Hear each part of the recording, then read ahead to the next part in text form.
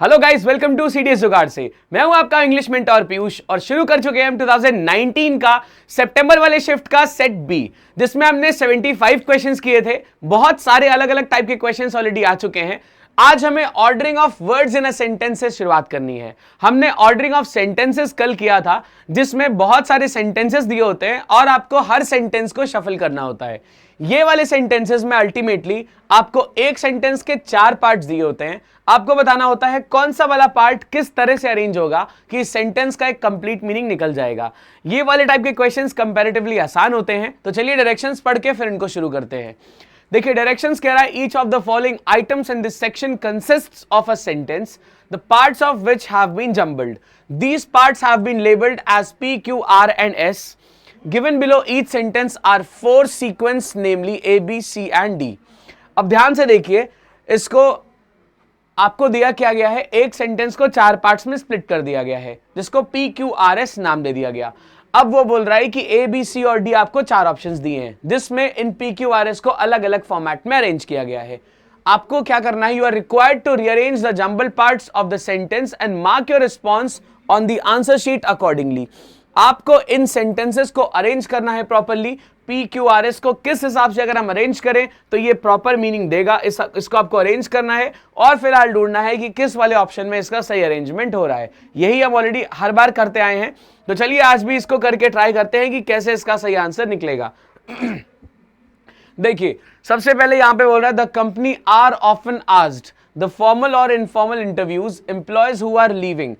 फिर आ रहा है फॉर देयर ओपिनियंस ड्यूरिंग। अब देखो यार, एस तो खत्म नहीं कर पाएगा किसी भी कॉन्टेक्स्ट में, ठीक है।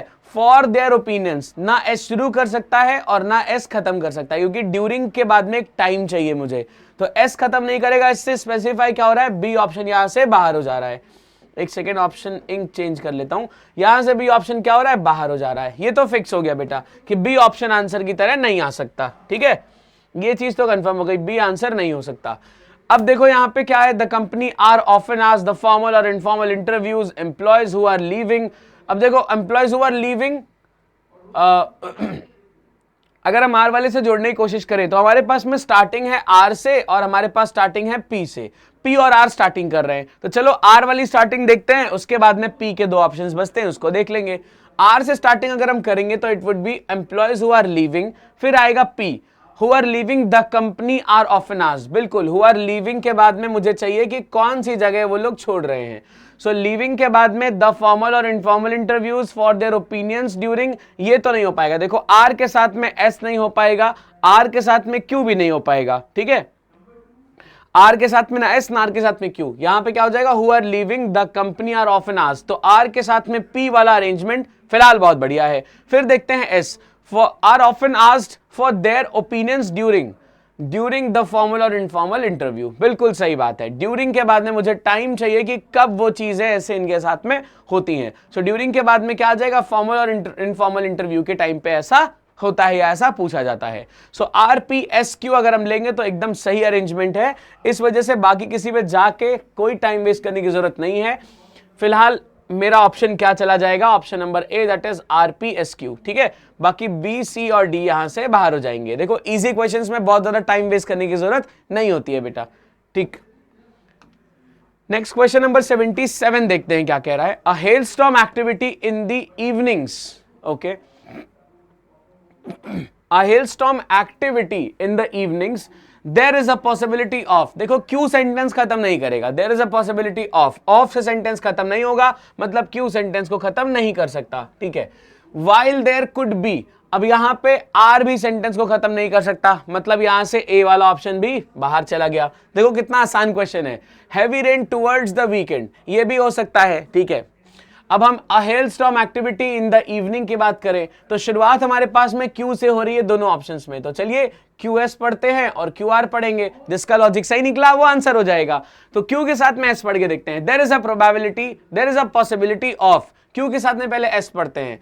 There is a possibility of heavy rain towards the weekend, QS हो सकता है, चलिए QR पढ़ते हैं। There is a possibility of while there could be, कोई सेंस नहीं बन रहा, QR बाहर, answer would be option B. क्या हो जाएगा, QSRP होगा इसका सही अरेंजमेंट बेटा। QSRP को पढ़ लेते हैं एक बार। There is a possibility of heavy rain towards the weekend while there could be a hailstorm activity in the evenings। बिल्कुल सही बात है, एकदम सही मीनिंग दे दिया इसने। चलो आगे बढ़ते हैं, इसका आंसर हो जाएगा ऑप्शन नंबर बी बेटा। क्वेश्चन नंबर 78 देखिए, has been below normal since last week. P start नहीं कर सकता, ये चीज तो मालूम चल गई, ठीक है, डी बाहर हो गया यहां से। नेक्स्ट देखो, the minimum temperature in some parts of the city. अच्छा ठीक है, when rain and hailstorm activity recorded, ठीक है। अब यहां पे देखते हैं, स्टार्टिंग करने के लिए हमारे पास में आर है, हमारे पास एस है, हमारे पास क्यू है। एक एक करके सबको पढ़ लेते हैं और पता चल जाएगा किस वाले का अरेंजमेंट सही है। पहले आर एस को पढ़ते हैं। देखो, in some parts of the city when rain and hailstorm activity recorded, फिर उसके बाद में P, When rain and hailstorm activity recorded has been below normal since last week। अब ये किस चीज की बात कर रहा है, has been below normal since last week, क्योंकि when and rain hailstorm activity record की गई थी। अब ये क्या चीज बिलो नॉर्मल है, हेलस्टॉर्म है कि रेन है, नहीं मालूम चल रहा, तो आर एस पी क्यू फिलहाल हमारे ऑप्शन से बाहर हो जाता है, ए बाहर हो गया। एस पी आर क्यू पढ़ के देखते हैं। When rain and hailstorm activity recorded has been below, क्या चीज नहीं मालूम है, इसको भी बाहर करते हैं। सी पढ़ते हैं, क्यूपीएसआर, क्यू से स्टार्ट करते हैं।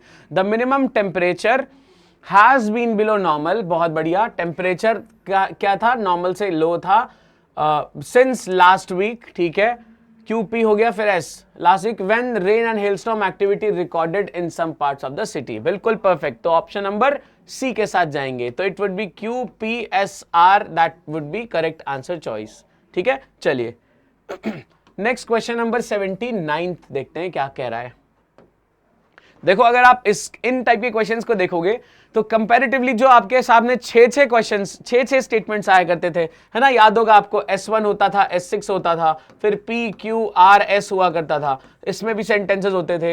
इन दोनों को फिक्स रख के आपको ये चारों वेरी करने होते थे। ये वाले थोड़ा सा टाइम टेकिंग प्लस थोड़े से डिफिकल्ट ज्यादा बनाए जाते हैं, लेकिन ये वाले सेंटेंसेस तो यार लगभग फ्री के मार्क्स ही देके जाते हैं, तो इनको तो बिल्कुल मत छोड़िएगा। वो वाले सेंटेंसेस में जिसमें लग रहा हो कि बहुत टाइम लग रहा है, आपसे नहीं मैनेज हो रहा है, उसको छोड़ दीजिएगा, क्योंकि कुछ तो ऐसे आड़े तिरछे बनाए जाते हैं कि बच्चा ना अटेम्प्ट कर पाए। देखो, पूरा 120 में 120 क्वेश्चन करने के लिए बना नहीं होता है, तो कुछ 4 5 6 8 क्वेश्चन छोड़ने के लिए चल जाएगा। चलो आगे।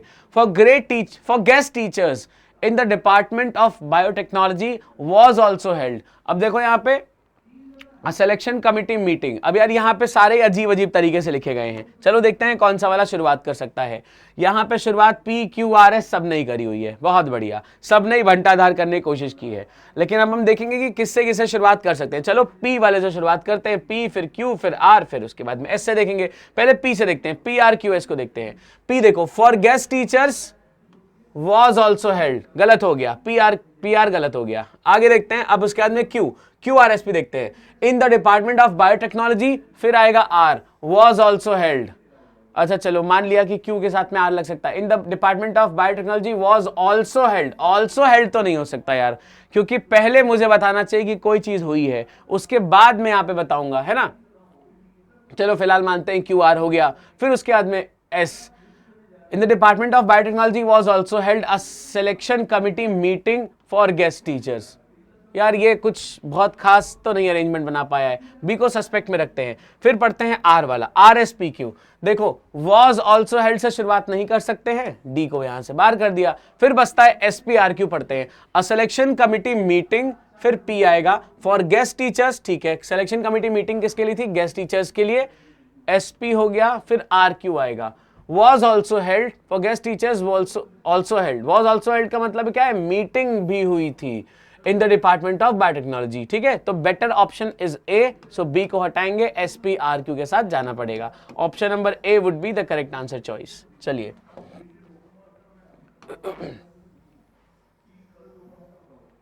नंबर 80th पे आते हैं। 80 देखिए, for contractual assignment at cultural centre abroad, okay, as teacher of Indian culture for 2 years, applications are invited in a prescribed format from Indian nationals for deployment। अच्छा, हमारे पास स्टार्टिंग करने के लिए क्यू एस पी आर सारे, P Q S R सारे ही point starting करने के लिए हैं। तो चलो पी वाले से स्टार्ट करके देखते हैं कौन सा वाला अरेंजमेंट सही बना सकता है। पहले पी क्यू आर एस देखते हैं। For contractual assignment at cultural centres abroad as teachers of Indian culture for 2 years, applications are invited in a prescribe format from Indian nationals for deployment.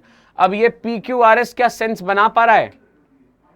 देखो PQRS का exact sense तो नहीं आ रहा है क्योंकि कहीं से भी कोई बात कह दी जा रही है। देखो जैसे यहीं पे ही गड़बड़ हो गया, फॉर 2 years एप्लीकेशंस आ गया, 2 year एप्लीकेशन होना चाहिए अगर ये साथ में होगा तो इसका मतलब Q के साथ में R आना गलत है, तो Q के साथ R नहीं आ रहा, मतलब ये ऑप्शन गलत हो गया। Q के साथ R और कहां पे आ रहा है? फिलहाल नहीं आ रहा है। चलो उसके बाद P वाला ऑप्शन के बाद में लेट्स गेट टू QPRS देखते हैं। देखो ध्यान से, as teachers of Indian culture for 2 years, Q के साथ में P for contractual assignments at cultural centres abroad, ठीक है, QP हो गया। फिर R invited as teacher of Indian culture for 2 years for contractual assignment at cultural abroad, applications are invited in a particular format from Indian nationals for deployment. कोई meaning खास बना नहीं पा रहा, ये सिर्फ बातें कह दे रहा है बट खास मीनिंग बना नहीं पा रहा। SRPQ पढ़ के देखते हैं। From Indian nationals for deployment, फिर R, applications are invited in a particular format, फिर उसके बाद में P for contractual assignment at cultural centre abroad as teachers of Indian culture for 2 years, गलत हो गया। SRPQ भी कोई सेंस नहीं बना पा रहा। RSQP बना के देखते हैं, RS देखते हैं, applications are invited in a particular format, sorry prescribe format, उसके बाद में S from Indian nationals for deployment, ठीक है, उसके बाद में Q as teachers of Indian culture for 2 years for contractual assignment at cultural centres abroad. Perfect, RSQP के साथ जाना पड़ेगा। जितने भी अरेंजमेंट्स अभी तक देखे हैं उन सब में एक लॉजिकल ऑर्डर फिलहाल RSQP बना पा रहा है, तो इसी को प्रेफर करेंगे। बाकी जितने भी ऊट पटांग बातें कर रहे हैं उनको फिलहाल हम हटा देते हैं, ठीक है। अगर RSQP भी बिल्कुल सेंसलेस होता so we would have preferred QPRS को, थोड़ा बहुत लॉजिकल दे रहा है बट फिलहाल ज्यादा लॉजिक है RSQP का, so my answer would be option D बेटा। चलिए नेक्स्ट क्वेश्चन नंबर 81 पे आते हैं। देखो कई सारे ऐसे क्वेश्चंस होंगे जिनमें आपको कई सारे अरेंजमेंट को थोड़ा थोड़ा ठीक लगेंगे, लेकिन जो बेस्ट वाला है उसके साथ आपको जाना पड़ेगा। चलिए, व्हाइल दे आर स्मॉल, दे किसके लिए बोला गया नहीं मालूम, P स्टार्टिंग नहीं कर सकता, सीधा सीधा यहां से बाहर हो गया, ऑप्शन बी यहां से बाहर हो गया, ठीक है।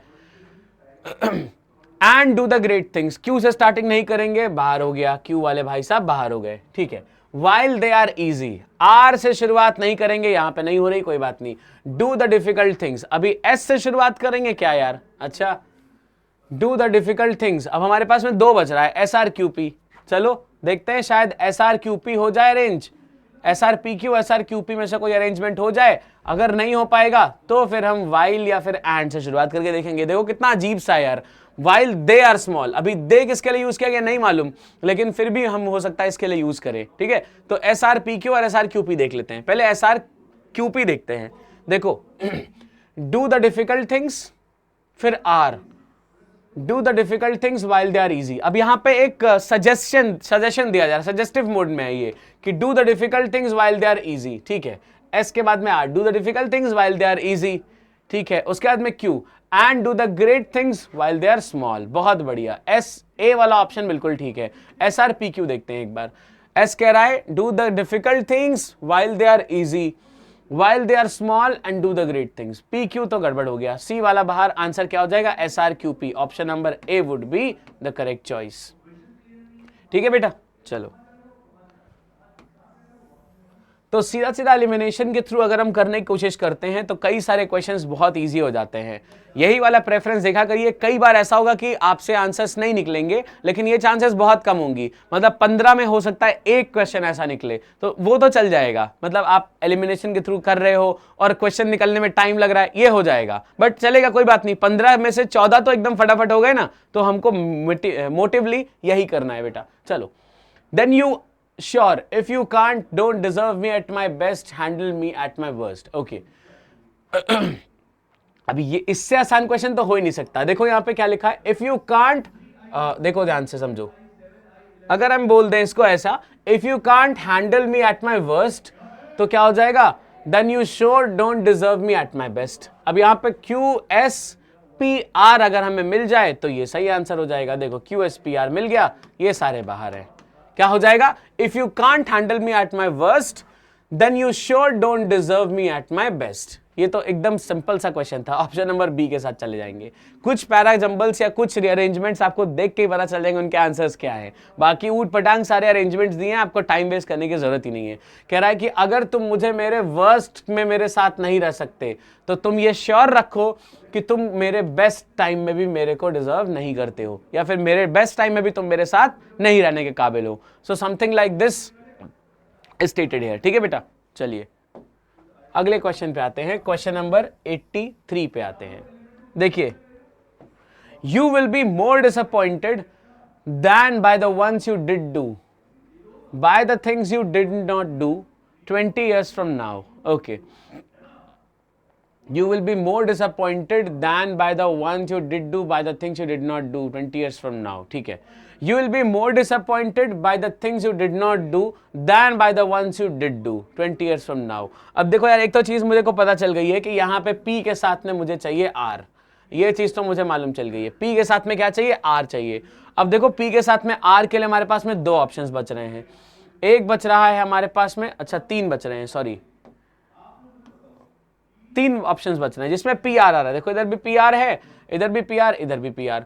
अब इसमें हम शुरुआत कौन से वाले से करेंगे ये थोड़ा सा देख लेते हैं। देखो, you will be more disappointed by the things you did not do than by the ones you did do. अब देखो पी आर क्यू, ये तो एक सीक्वेंस बन चुका है। अब एस को यहां आना चाहिए या यहां आना चाहिए, इस बेसिस पे हमें बात करनी पड़ेगी।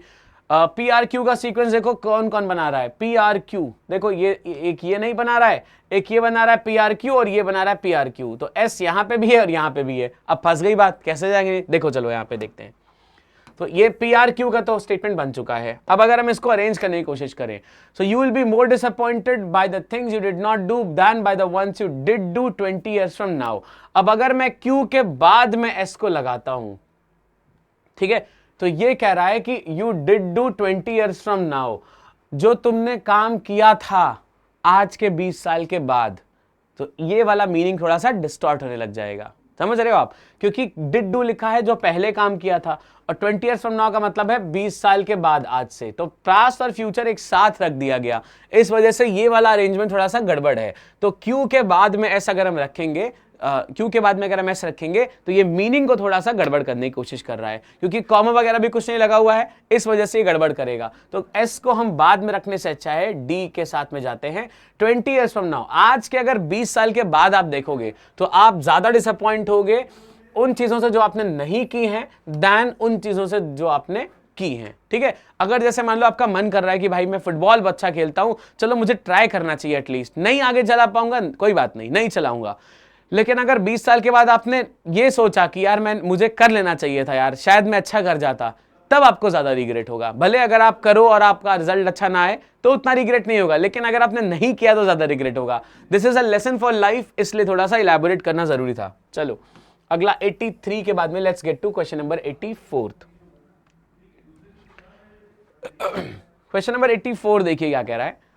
Man is one who can lay a firm foundation with the bricks a successful others have thrown at him। ये भी बहुत सिंपल है और फिर से लाइफ का लेसन ही देने वाला है। ये कह रहा है कि a successful man is one who can lay। देखो a successful के बाद में man आएगा, ये तो कंफर्म हो गया। तो बेटा इसमें R के साथ में P चाहिए मुझे, ये तो कंफर्म मालूम चल गया। ठीक है, R के साथ में क्या चाहिए? P चाहिए, ये कंफर्मेशन से मालूम चल गया। अब R के साथ में P जहां जहां पे नहीं है उन वाली चीजों को हम थोड़ा सा हटाने की कोशिश करते हैं। आर के साथ में P चाहिए होगा। सो लेट्स सी कि आर के साथ में P देखो A में नहीं है, आर के साथ में P B में भी नहीं है, आर के साथ में P यहां पे है और इधर भी नहीं है। तो ये तो सीधा सीधा बाहर ही हो गया। ऑप्शन नंबर सी हमारे पास में क्लियर कट आंसर आ गया। कैसे आ रहा है देखो, अ सक्सेसफुल के साथ में अगर हम मैन को जोड़ दे, a successful man is one who can lay a firm foundation with the base with the bricks others have thrown at him. ठीक है, अब जैसे जो चीजें लोग आपकी तरफ फेंकें या जो अनसक्सेसफुल जिन चीजों में आप हो, उन्हीं के बेसिस पे या फिर उन्हीं को आप सीख मानते हुए धीरे धीरे आप क्या करो, सक्सेसफुल हो जाओ। सो ये ही एक आदमी है जो सक्सेसफुल आदमी की पहचान है, मतलब यही एक चीज है जो सक्सेसफुल आदमी की पहचान है। This is what this paragraph या फिर this is what this statement says. तो इसके लिए हमारे पास में RPQS आ जाएगा, एक बार पढ़ लेते हैं।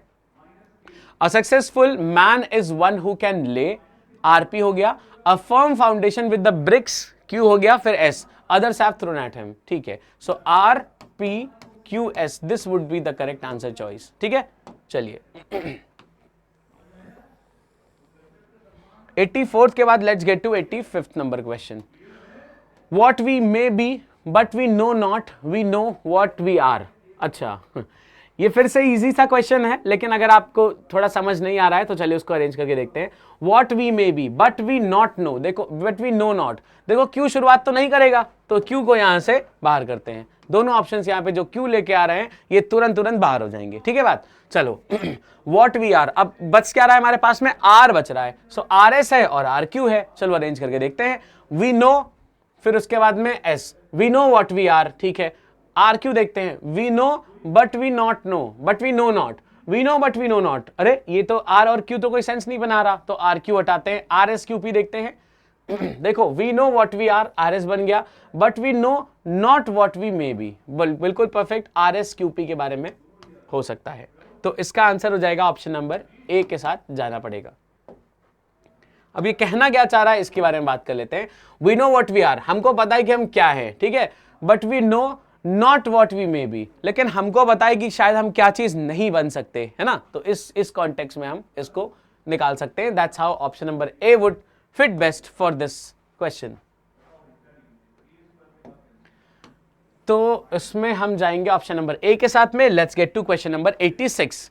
For the ordinary not willing to risk the unusual, if you will have to settle। ठीक है, आर देखो शुरुआत नहीं करेगा, इफ यू आर, खत्म नहीं करेगा, हाँ बिल्कुल, इफ यू आर के बाद में खत्म नहीं हो सकता, तो बी वाला ऑप्शन यहां पे खत्म करने के कॉन्टेक्स्ट से खत्म हो जाएगा। ठीक है, अब बच रहा है पी, आर और क्यू हमारे पास स्टार्ट करने के लिए। ठीक है, अब पी, आर और क्यू में से हम कौन सा वाला प्रेफर करेंगे, चलो पहले पी के साथ चल के देखते हैं। तो पी के साथ आर लगाना है। For the ordinary if you are not willing to risk the unusual, you will have to settle for what, या where, ये बता नहीं पा रहा है, तो ये अरेंजमेंट गड़बड़ हो रहा है। पी आर क्यू एस गड़बड़ है, आर क्यू एस पी है, क्यू एस आर पी है। चलो क्यू वाला देखते हैं फिर आर पे आएंगे। क्यू एस आर पी कह रहा है not willing to risk the unusual, Q के साथ में S, you will have to settle, QS हो गया, फिर R देखते हैं, you will have to settle if you are for the ordinary, गलत हो गया, कोई मीनिंग नहीं निकल पाया। मतलब आंसर तो RQSP हो जाना चाहिए, ये तो फिक्स है, लेकिन फिर भी एक बार रीड जरूर कर लेते हैं। R कह रहा है if you are not willing to risk the unusual, you will have to settle for the ordinary। बिल्कुल परफेक्ट, ऑप्शन नंबर सी के साथ जाएंगे। अगर आप अनयूजुअल के लिए रिस्क नहीं लोगे तो आपको ऑर्डिनरी के लिए सेटल होना पड़ेगा। मतलब अगर रिस्क नहीं ले रहे हो तो नॉर्मल सी जिंदगी जीनी पड़ेगी। ठीक है बेटा, चलिए ऑप्शन नंबर सी यहां पे करेक्ट है। चलो 87th देखते हैं। As mere stepping stones his major achievements for the next advance he regarded. Okay, अब यहां पे हमारे पास में ऑप्शंस हैं 3 जो एस से शुरू हो रहे हैं, और उसके बाद में 3 ऑप्शन, एक ऑप्शन है जो आर से शुरू हो रहा है। देखो एस पी क्यू है, एस पी आर है, एस क्यू है। तो देखते हैं, पहले एस पी सेंस दे रहा है कि एस क्यू, उस हिसाब से एक तो बाहर हो जाएगा, फिर उसके बाद में आर पे आएंगे। देखो एस से शुरुआत अगर हम करें, he regarded as mere stepping stones, he regarded as mere stepping stones, किस चीज को नहीं मालूम, एस पी गड़बड़ है, एस पी वाले गड़बड़ हो गए। अब बच रहा है एस क्यू और आर पी क्यू एस। ठीक है, अब बच रहा है एस क्यू बच रहा है और आर पी बच रहा है। तो चलो एस क्यू देखते हैं। He regarded his major achievements, ठीक है, ये तो बढ़िया है, एस के साथ में Q, he regarded his major achievements, उसके बाद में P as mere stepping stones for the next advance. बिल्कुल परफेक्ट है ये, एस क्यू पी आर एकदम परफेक्ट आंसर है, लेकिन फिर भी आर पी क्यू एस पढ़ लेते हैं एक बार। आर से देखो, फॉर द नेक्स्ट एडवांस, ये यहीं पे गलत हो गया, आर के साथ में P, for the next advance as mere stepping stones his major achievements he regarded, कोई मतलब नहीं है, बिल्कुल सेंसलेस। 5th क्लास का बच्चा बाहर निकाल दे इस ऑप्शन को। सो आरपीक्यूएस यहां से बाहर है, it would be option number B that gets as the correct answer choice. ठीक है बेटा, चलिए 88th पे आते हैं। Have a great influence and they often shape our personality on our adult lives events in our childhood. Perfect, तो क्यों शुरुआत तो नहीं कर पाएगा, ठीक है। अब यहां पे हमारे पास शुरुआत करने के लिए है एस के 3 पॉइंट्स और एक है P का point. So we have SP, SQ and SR। चलिए देखते हैं कौन सा वाला लॉजिकल है, उसके बेसिस पे इसको रहने देंगे। S के साथ में P चल पाएगा। Events in our childhood have a great influence. Events है प्लूरल तो हैव चलेगा, S के साथ P ठीक है। S के साथ Q देखते हैं। Events in our childhood and they often shape, गलत हो गया, B बाहर है। C ऑप्शन, S के साथ R। Events in our childhood on our adult lives, गड़बड़ हो गया, S के साथ R में गलत है। PQRS देखते हैं। Have a great influence and they often shape our personality on our adult lives, गलत है, D बाहर। क्या बच रहा है? SP वाला बच रहा है। रीड करके देखते हैं। Events in our childhood have a great influence, फिर R on our adult lives and they often shape our personality. SPRQ एकदम परफेक्ट, ऑप्शन नंबर A के साथ ही जाएंगे। चलो बेटा, नेक्स्ट क्वेश्चन नंबर 89 पे आते हैं और बात करते हैं। 89 क्वेश्चन, चलो स्पॉटिंग एरर्स हमारे पास आ चुका है। 88 तक ही क्वेश्चंस थे जिनमें हमको अरेंजमेंट करना था या ऑर्डरिंग ऑफ सेंटेंसेस करना था।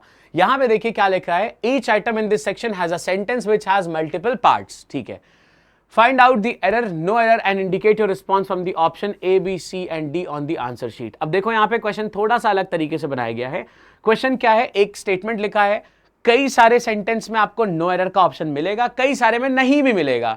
सो दैट मीन्स कि जिसमें नहीं है नो एरर का ऑप्शन मतलब एरर है ही है। ऐसा नहीं कर सकते कि नहीं भैया क्वेश्चन सही है, अबे जब ऑप्शन ही नहीं है तो एरर तो निकालनी ही पड़ेगी। ठीक है, तो चलो देखते हैं इस क्वेश्चन को और आपको बताना है आपका आंसर कौन सा है। जैसे देखो यहाँ पे, हाँ 91 वाले में देखो नो एरर लिखा हुआ है, बाकी 90 में भी नहीं है, 89 में भी नहीं है, कई सारे में एरर नो एरर का ऑप्शन नहीं होगा, बाकी बहुत सारे में होगा। सो जिसमें नहीं है उसमें हो सकता है, उसमें आंसर तो नो एरर हो ही नहीं सकता, लेकिन जिसमें नो एरर लिखा है हो सकता है कि उसका आंसर नो एरर ही हो जाए। चलो देखते हैं। Experience has shown that change over from a closed economy to a mercantile economy has presented in human society innumerable problems। अब यार इधर गड़बड़ लग रहा है, has presented, अब प्रेजेंट किया जाएगा तो क्या प्रेजेंट किया जाएगा इसका बात करना पड़ेगा। has presented innumerable problems in human society, तो यहां पे ये जो inhuman society है और innumerable problems है, इनका जगह बदल दिया है इसने, और आपको एक गो में पढ़ने में शायद सही भी लगेगा। तो अगर कोई चीज प्रेजेंट कर रहा है या लेके आ रहा है तो उसके बाद में बताना पड़ेगा ना कि क्या चीज लेके आ रहा है, तो वो क्या है, इन्यूमरेबल प्रॉब्लम्स है। तो हैज प्रेजेंटेड के बाद में इन्यूमरेबल प्रॉब्लम्स चाहिए, तो किधर हो जाएगा, हैज प्रेजेंटेड तक तो ठीक है, उसके बाद में इन ह्यूमन सोसाइटी और इन्यूमरेबल प्रॉब्लम्स, इसको और इन ह्यूमन सोसाइटी इनका जो है प्लेस को चेंज करना पड़ेगा, तब ये ठीक हो पाएंगे बेटा। ठीक है, तो मतलब ऑप्शन नंबर डी के साथ हमें करेक्ट आंसर मिल जाएगा। चलिए साथ साथ में अटेम्प्ट करते चलिए, so it would be very beneficial, ताकि एग्जैक्ट रीजंस भी आपको याद होते चले, मतलब मालूम चलते चले।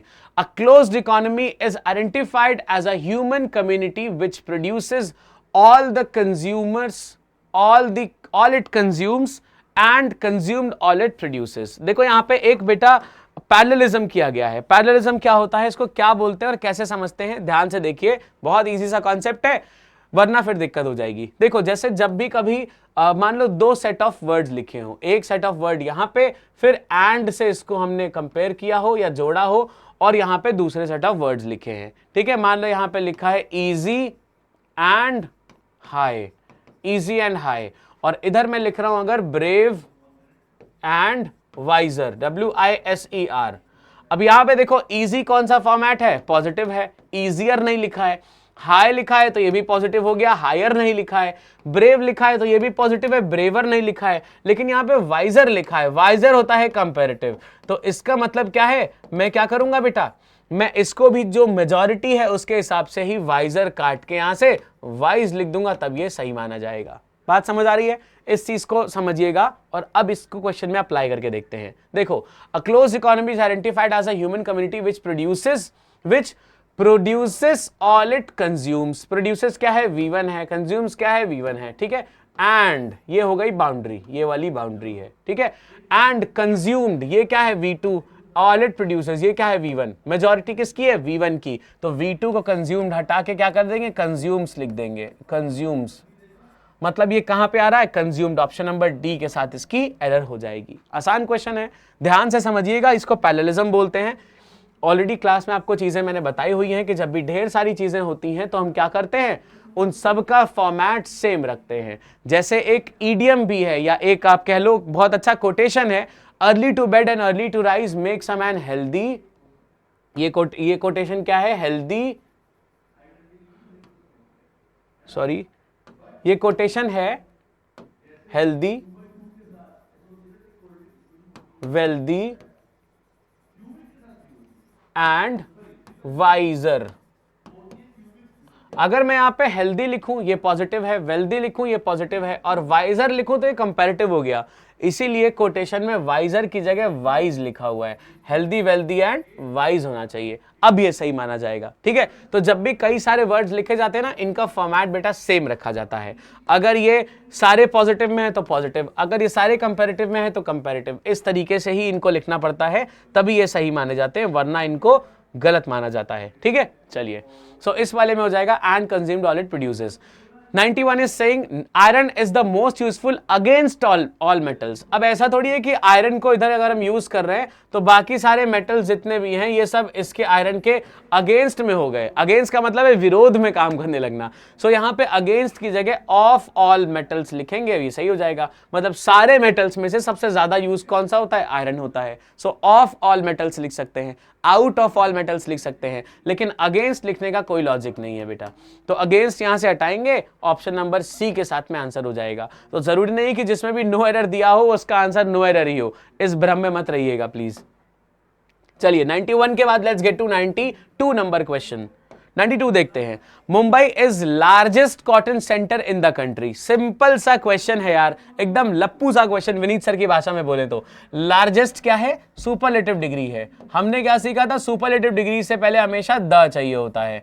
सो it would B Mumbai is the largest cotton centre in the country. Largest कहां आया है? यहां आया है, तो ऑप्शन नंबर बी के साथ भी हम चल देंगे, खत्म बात। तो 92 would go with option number B बेटा। चलो नेक्स्ट क्वेश्चन नंबर 93 पे देखते हैं कौन सी बात कही गई है। 93 बोल रहा है while every care have been taken in preparing the results, the company reserves the rights to correct any inadvertent error at a later stage। बहुत सिंपल क्वेश्चन है, अगर ध्यान से देखा हो तो आंसर अब तक मिल गया होगा। while every care, हर एक केयर लिया गया है या किया गया है, तो have कैसे लगा दोगे? every care मतलब हर एक, every का मतलब क्या होता है? हर एक। अब जब हर एक की बात होगी तो मतलब सिंगुलर हो गया, सिंगुलर के साथ में वर्ब कैसी? सिंगुलर। तो हैव यहां से हटा के क्या लगाना पड़ेगा? हैज। तो while every care have been की जगह क्या होगा बेटा? हैज बीन लगाना पड़ेगा। तो इसलिए इस क्वेश्चन में ऑप्शन नंबर ए के साथ हम जाएंगे। ठीक है, हैव की जगह हैज लगा देंगे। Excuse me. क्वेश्चन नंबर 93 के बाद let's get to question number 94। देखिए, my sister and me are planning a trip from Jaipur to Delhi. हमने सीखा था एक बात कि जब भी हम सब्जेक्ट के कॉन्टेक्स्ट में यूज करेंगे, जब भी हम सब्जेक्ट के कॉन्टेक्स्ट में यूज करेंगे, हमेशा हम सब्जेक्टिव फॉर्म को यूज करते हैं, हमेशा हम सब्जेक्टिव फॉर्म को यूज करते हैं। यहां पे my sister and me are लिखा हुआ है, जब तक वर्ब नहीं आती है तब तक उसके पहले लिखी हुई सारी चीजें सब्जेक्ट का काम करती हैं। ठीक है बात। अब यहां अब यहां पे आर से पहले जितना भी लिखा है, जैसे माय सिस्टर एंड मी, ये सब क्या काम कर रहा है? सब्जेक्ट का काम कर रहा है। अब माय सिस्टर एंड मी लिखा हुआ है यार, मी क्या होता है? देखो, आई होता है सब्जेक्टिव और मी होता है ऑब्जेक्टिव, मी होता है ऑब्जेक्टिव। तो जब यहां पे सब्जेक्ट की जरूरत है तो मैं मी कैसे लिख दूं? यहां पे मी को काट के क्या लिखना पड़ेगा? आई लिखना पड़ेगा। So my sister and I are planning a trip from Jaipur to Delhi, तब ये सही माना जाएगा। सो मी गलत है, यहां पे आई करेंगे, इसलिए ऑप्शन नंबर ए के साथ हम चले जाएंगे। ध्यान रखिएगा, जब भी कभी आप वर्ब के बाद यूज करेंगे उसके बाद आपको यूज करना पड़ेगा ऑब्जेक्टिव फॉर्म। जैसे मी ऑब्जेक्टिव है और वर्ब से पहले आपको हमेशा यूज करना पड़ेगा सब्जेक्टिव फॉर्म। चाहे आपको कोई सी भी वर्ब दी हो, आप सबसे पहली वाली वर्ब को निकाल के आप इस चीज को आइडेंटिफाई कर सकते हो। जैसे यहां पे आर प्लानिंग दो वर्ब्स हैं, आपको आर निकालना है और उसके पहले आपको देखना है जो भी लिखा होगा वो सब्जेक्टिव फॉर्म में होना चाहिए। चलिए देखते हैं 95th क्वेश्चन क्या कह रहा है। Question number 95th। Despite the thrill of winning the lottery last week, मतलब एकदम भयंकर खुशी थी कि यार भाई साहब मजा आ गई, लॉटरी जीत गए last week. My neighbour still seems happy. अरे ये कैसी बात हुई? स्टिल सीम्स सैड होना चाहिए ना, तभी तो ये आ गया कि मेरा नेबर अभी तक उदास ही पड़ा है, मतलब इतना भयंकर खुशी है कि भाई लॉटरी जीत गए, इतना मजा आ गया, लेकिन उसके बाद भी मेरा नेबर, ये क्या है, मेरा नेबर अभी तक उदास पड़ा है। जब ये बात कहोगे तब इसका सेंस निकलेगा ना। अब ऐसे थोड़ी बोलेंगे कि मतलब पिछले हफ्ते लॉटरी निकल गई, भयंकर तरीके से खूब सारा पैसा निकल गया, फिर भी मेरा नेबर खुश है। अबे ये कैसी बात हुई, लॉटरी निकलेगी तो खुश ही होगा। अगर यहां पे सैड हो गया है तब कोई अजीब सी बात हो रही है, राइट। तो यहां पे जब हमने यूज कर दिया डिस्पाइट, जिसका मतलब होता है बावजूद, जिसका मतलब होता है बावजूद, तो जब बावजूद की बात करते हैं यानी कि दो सेंटेंसेस जो ऑपोजिट कॉन्टेक्स्ट में लिखे गए होंगे वो चाहिए होंगे। So despite the thrill of winning the lottery last week my neighbour still seems happy की जगह बेटा सैड लिखना पड़ेगा। तो यहां पे देखो डी वाले में ऑप्शन नंबर डी को हमें ठीक करना पड़ेगा। क्लियर है बात। तो देखो ऐसे कॉमन सेंस वाले भी कितने सारे सेंटेंसेस आ रहे हैं, कुछ कॉमन सेंस के बेसिस पे भी आप चाहो तो इसको ठीक कर सकते हो बेटा। चलिए क्वेश्चन नंबर 96 के बारे में बात करते हैं। Children are not allowed to use the swimming pool unless they are with an adult. अच्छा ठीक है, children are not allowed to use the swimming pool unless they are with an adult. Perfect. अब 96 वाले को अगर हम ध्यान से देखें तो इसमें कोई गड़बड़ी नहीं निकल रही है, क्योंकि children are not allowed to use the swimming pool unless they are with an adult. कोई भी अडल्ट होना चाहिए आपके साथ में, तब आप स्विमिंग पूल यूज कर पाओगे, ये बात सही लिखी है। तो यहां पे हम अगर देखें तो नो एरर का ऑप्शन है, इस वजह से ऑप्शन नंबर डी के साथ हम चले जाएंगे, सीधी सी बात है। सो 96 वाला जाएगा ऑप्शन नंबर डी के साथ में बेटा। चलिए 96 के बाद में let's get to 97। Her knowledge of Indian languages are far beyond the common. अब ये लग रहा है बहुत बढ़िया, लेकिन यहां पे है बहुत सारी गड़बड़ी। देखो हर नॉलेज ऑफ इंडियन लैंग्वेजेस, अब इंडियन लैंग्वेजेस से हमें कोई मतलब नहीं है, क्योंकि जैसे ही आपको ऑफ दिखेगा, मैंने आपको समझाया था ऑफ से जस्ट पहले वाला वर्ड हमारे लिए बन जाता है सब कुछ। तो नॉलेज एक सिंगुलर चीज है, इसके लिए हम यहाँ पे जो वर्ब है इसको आर से हटा के इज के लिए यूज करेंगे। So her knowledge of Indian languages is far beyond the common use करना पड़ेगा। तो आर यहाँ पे गलत है, इसलिए सी वाला ऑप्शन हमें यहाँ पे ठीक करना पड़ेगा। आर की जगह पे जिसमें हम इज लगाएंगे तब ये ठीक माना जाएगा बेटा, ठीक है। तो C option is the correct answer choice. चलिए नेक्स्ट बात करते हैं क्वेश्चन नंबर 98 पे। The care as well as the love of a father were missing in her life। अब देखो यहां पे एक चीज समझ लो, ऑलरेडी आपको बताया हुआ है मैंने, लेकिन फिर भी अगर आप चाहो तो इसको देख सकते हो। ये है जैसे कुछ वर्ड्स होते हैं, मान लेते हैं as well as है, together with है, ये आगे काम आएगा अभी आपके जब हम पेपर सॉल्व करेंगे। together with है, along with है, along with है, ये चार वर्ड्स बहुत कॉमन है, along with है और with है। जब भी इनके साथ में कोई भी वर्ड जुड़ेगा, जब भी इनके साथ में वर्ड जुड़ेंगे तो दो सब्जेक्ट जुड़ते हैं, एक होता है सब्जेक्ट नंबर 1 और एक होता है सब्जेक्ट नंबर 2। हमेशा वर्ब सब्जेक्ट नंबर 1 के हिसाब से ही आएगी, बाद में कुछ भी लगा हो उससे कोई मतलब नहीं है। और ना ही हम ऐसा करेंगे कि दो चीजें जुड़ी हुई हैं तो हम दोनों को जोड़ के इसके हिसाब से वर्ब लगा दें, कभी भी ऐसा नहीं होगा। सब्जेक्ट नंबर 1 जो भी कह रहा होगा उसी के हिसाब से वर्ब आपको चाहिए होगी, उसी के हिसाब से आप सिर्फ वर्ब लगा सकते हो, इस चीज को याद रखिएगा। अब यहां पे अगर हम ये वाले रूल फॉलो करें, as well as, together with, along with और विद वाला, तो इस रूल के हिसाब से बेटा क्या हो रहा है, the care as well as the love of a father. अब यहां पे एज वेल एज से हम जोड़ रहे हैं किस चीज को, दो चीजों का, पहला है केयर और दूसरा है द लव। अब यहां पे दो चीजों को जोड़ा जा रहा है, लेकिन हम जो वर्ब यूज करेंगे वो किसके हिसाब से होगी, एज वेल एज के जो पहले यूज हुआ है। एज वेल एज के पहले क्या है हमारे पास में, केयर, सिंगुलर चीज है, तो यहां पे वर्ब को हटा के वॉज मिसिंग लगाएंगे, तब ये करेक्ट माना जाएगा। So the care as well as the love of a father was missing in her life लिखना पड़ेगा। तो कहां पे गड़बड़ी हो गई, ऑप्शन नंबर सी में गड़बड़ी हमें दिख गई। So it would be option C, that is the correct answer choice. चलिए 98 के बाद में let's get to 99th number वाला क्वेश्चन। शतक से सिर्फ दो दूर। 99 देखो, you look as if you have ran all the way home. अब ये भाई ऐसा वर्ब फॉर्म है जो कई बार गड़बड़ियां करता है। जैसे वर्ब फॉर्म मान लीजिए कम लिखा है, कम, केम, कम, ये होता है। जैसे बिकम, बिकेम, बिकम होता है, वैसे ही वर्ब होता है रन, रैन, रन। ठीक है, थर्ड फॉर्म क्या है, रन है। अब यहां पे लिखा है you look as if you have ran all the way home. Have, has, had के बाद में कौन सी फॉर्म लगती है, V3 लगती है। वर्ब की थर्ड फॉर्म देखो यहाँ पे रैन लिखा है, और हमने क्या देखा, क्या होती है, रन होती है। तो रैन गलत होना चाहिए, रन की जगह पे रैन लिखेंगे तब ये सही हो जाएगा। So it would be option B, that is the correct choice. Rain यहां से हटा के क्या लिखना पड़ेगा, रन लिखना पड़ेगा बेटा, ठीक है। रन लिखेंगे तब ये सही माना जाएगा। As if you have run all the way home हो जाएगा।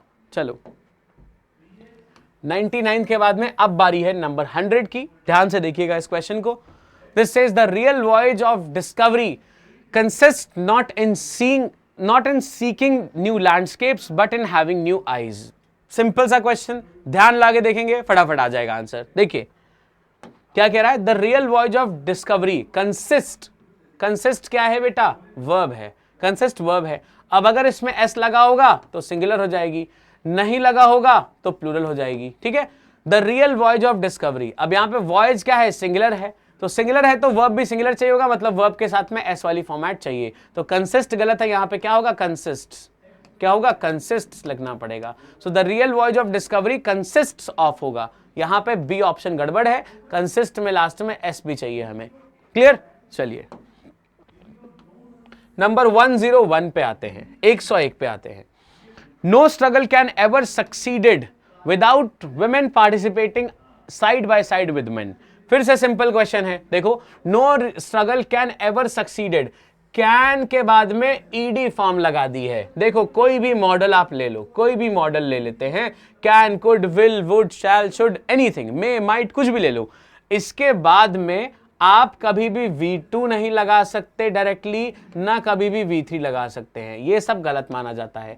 इनके बाद में क्या लगा सकते हैं बेटा, वर्ब की फर्स्ट फॉर्म ही लगा सकते हैं, और वो भी बिना SES का। इसमें SES वाली फॉर्म नहीं आनी चाहिए, वर्ब की फर्स्ट फॉर्म वाला, ठीक है। कुछ लोग इसको वर्ब की बेस फॉर्म भी कहते हैं, वो भी चलेगा, ठीक है। तो मॉडल के साथ में वर्ब की फर्स्ट फॉर्म चाहिए होती है। अब यहाँ पे कैन लिखा है, एवर को तो मान लो नहीं लिखा हुआ है, इसका होना ना होना सब बराबर है यहां पे फिलहाल। सो कैन सक्सीडेड लिखा है, सक्सीडेड कौन सी फॉर्म है, सेकंड फॉर्म है, तो कैन सक्सीडेड से यहां से कैन सक्सीड हो जाएगा, तब ये सही माना जाएगा, can succeed. So no struggle can ever succeed without women participating side by side with men हो जाएगा। तो सक्सीडेड में से ईडी हटाना पड़ेगा, मतलब ऑप्शन नंबर ए के साथ हमें जाना पड़ेगा। नेक्स्ट क्वेश्चन नंबर 101 के बाद में let's get to question number 102। Education is the passport to the future, for tomorrow belong to those who prepare for it today. हमने सीखा था कि फॉर का मतलब कई बार बिकॉज भी होता है, यहां पे फॉर का मतलब बिकॉज है बेटा, ठीक है। अब यहां पे लिखा है education is the passport to the future, for tomorrow belong to those who prepare for it today. अब देखो टुमारो मतलब कल, बिलोंग मतलब क्या है, ये वर्ब है। अब टुमारो मतलब एक की बात हुई है, तो बिलोंग की जगह क्या होगा, बिलोंग्स होना चाहिए, है ना।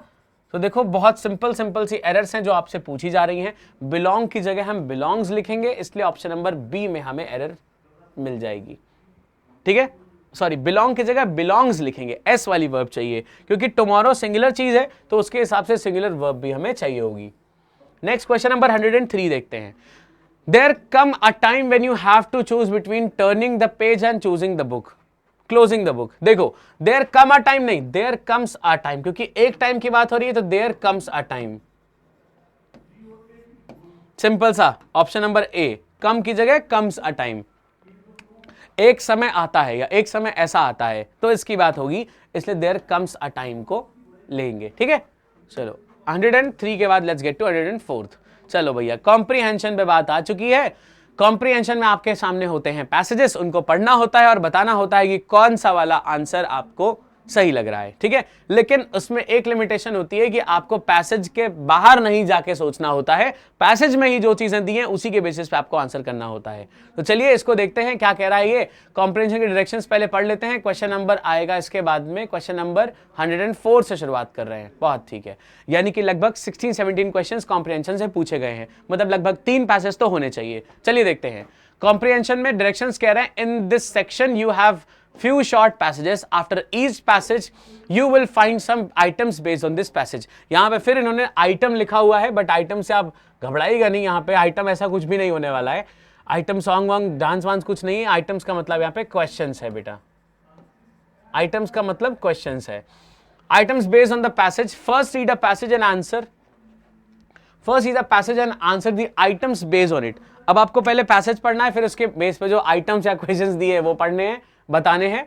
You are required to select your answers based on the contents of the passage and opinions of the author only. आपको सिर्फ ऑथर के और जो कंटेंट पैसेज में दिया है उसी बेसिस पे आंसर करना है, इधर उधर कहीं नहीं भटकना है कि भाई हम अपने ओपिनियंस दे दें। इस चीज को ध्यान रखिएगा। मोस्टली स्टूडेंट्स ऐसा ही कर देते हैं, कुछ चीज अगर पैसेज के हिसाब से अग्री नहीं करती है तो वो खुद के सेंटिमेंट्स बता देते हैं, ऐसा बिल्कुल करने से बचना है। चलिए पैसेज को पढ़ते हैं, उसके बाद में बात करेंगे इनके क्वेश्चंस की। Mankind's experience of various evolutionary changes from primitive times to the present day has been extensive and varied। जो आदमी का या इंसान का एक्सपीरियंस रहा है प्रिमिटिव टाइम से, मतलब पुराने टाइम से अभी तक का, वो बहुत ज्यादा वेरीड रहा है और एक्सटेंसिव रहा है, मतलब बहुत ढेर सारे एक्सपीरियंसेस उसको रहे हैं। However, man's problems were never before as complicated as they seem to be today। हालांकि आज तक कभी ऐसी प्रॉब्लम्स नहीं रही हैं जैसी आज मैनकाइंड को देखने के लिए मिलती है। Man's economic activities centres primarily around production. Labour is set to be the primary factor of production. Its role therefore has been given a lot of importance. Labour के रोल को बहुत ज्यादा इंपॉर्टेंस दिया गया है क्योंकि वही सबसे ज्यादा प्राइमरी जो एक्टिविटी है उसकी एक्टिविटी को सबसे ज्यादा प्राइमरी माना गया, क्योंकि उसकी वजह से ही सारी चीजें सही तरीके से चल पा रही हैं। It should be useful to have an overall view of the economic history of man, from the nomadic times to the modern factory system, and study its relevance to the various labor problems of today। ठीक है, initially man passed through the hunting and fishing stage। During this period his basic needs were adequately met by nature। Wild animals, birds and fruits satisfied his hunger and his thirst was quenched by the waters of spring and rivers। quenched का मतलब होता है बुझाना, thirst was quenched का मतलब है प्यास को बुझाने की बात।